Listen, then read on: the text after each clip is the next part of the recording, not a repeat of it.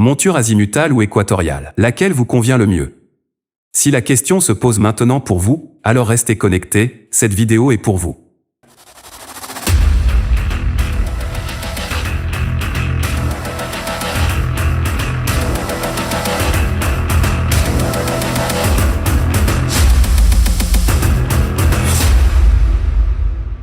Cette vidéo concerne les montures azimutales et équatoriales. Que différencient ces montures et comment les utilise-t-on réellement? Si vous envisagez d'acheter une monture, alors cette vidéo est pour vous. Nous vous souhaitons beaucoup de plaisir.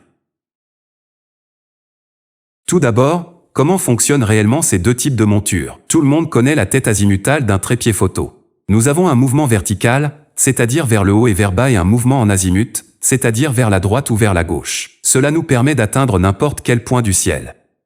Et si nous voulons suivre un astre, alors il faut constamment actionner les deux axes. Une monture équatoriale fonctionne un peu différemment. Vous pouvez également atteindre n'importe quel point dans le ciel, mais différemment de la monture azimutale. Vous devez d'abord aligner la monture équatoriale parallèlement à l'axe de la Terre, puis compenser la rotation de la Terre via un seul axe. En déplaçant cet axe, on constate qu'il décrit un cercle parfait. C'est aussi l'arc de cercle apparent, décrit par une étoile dans le ciel. Pour mémoire, cet axe s'appelle l'axe de l'ascension droite, AD. Le second axe s'appelle l'axe de déclinaison. Il permet de pointer l'altitude d'un corps céleste. Le principe de cette monture a un avantage indéniable, à savoir, pour suivre un corps céleste, nous n'avons besoin d'agir que sur un seul axe, pas les deux.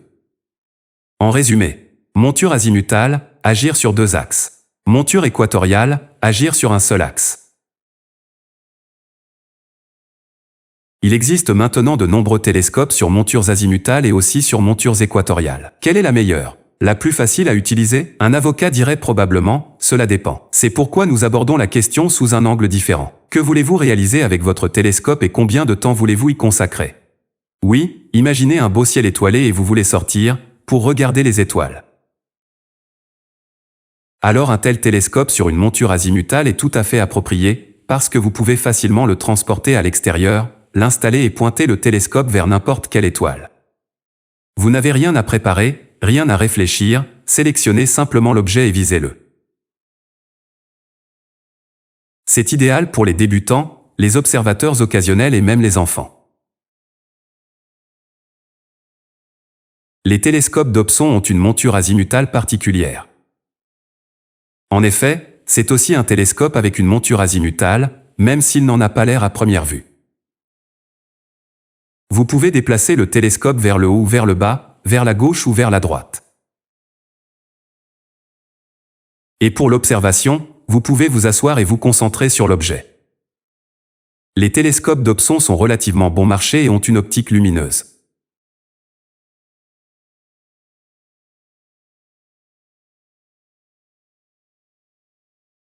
Si jamais vous voulez prendre une photo, où votre monture devrait automatiquement suivre les étoiles, alors une monture équatoriale sera le meilleur choix. Vous devrez vous familiariser un peu avec cette monture avant utilisation. Par exemple, avec cette échelle, vous entrez la latitude de votre lieu d'observation, qui correspond aussi à la hauteur de l'étoile polaire. Pointez ensuite l'étoile polaire à l'aide de l'axe d'ascension droite.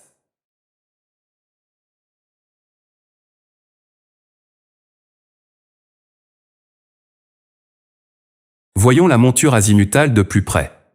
Lorsque vous desserrez les axes, vous pouvez déplacer le télescope librement, par exemple en direction de la Lune.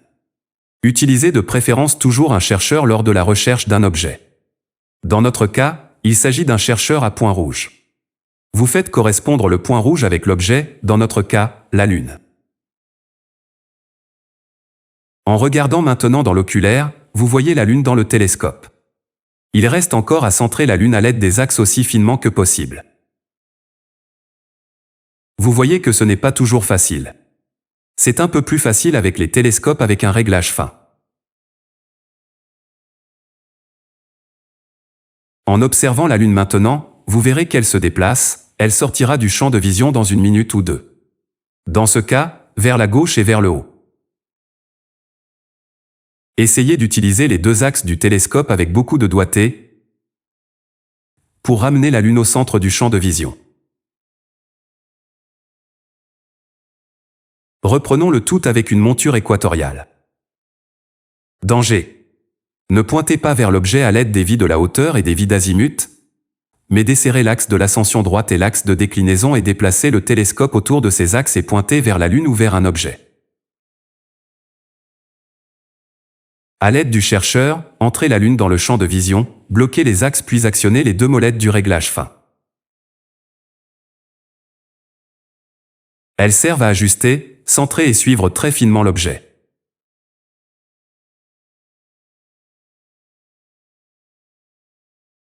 La Lune est à nouveau visible dans le télescope. Si vous ne touchez à rien, la Lune bougera rapidement et sortira du champ de vision. Vous la voyez dériver dans une direction. Mais vous avez maintenant le réglage fin, qui permet de ramener la Lune très facilement au centre. Un moteur de suivi peut vous décharger de cette tâche et vous n'aurez plus besoin de tourner les molettes du réglage fin. Et la Lune et les autres objets restent en permanence dans l'oculaire. C'était notre aperçu des différences entre les montures azimutales et équatoriales. Peut-être vous demandez-vous, oui, mais un tel moteur, ne pourrais-je pas l'avoir sur une monture azimutale? N'existe-t-il pas des montures azimutales motorisées? Oui, il y en a, mais dans une gamme de prix plus élevée. Il existe des montures azimutales contrôlées par ordinateur, qui suivent parfaitement la rotation du ciel. Mais pour l'astrophotographie du ciel profond, vous avez certainement besoin d'une bonne monture équatoriale.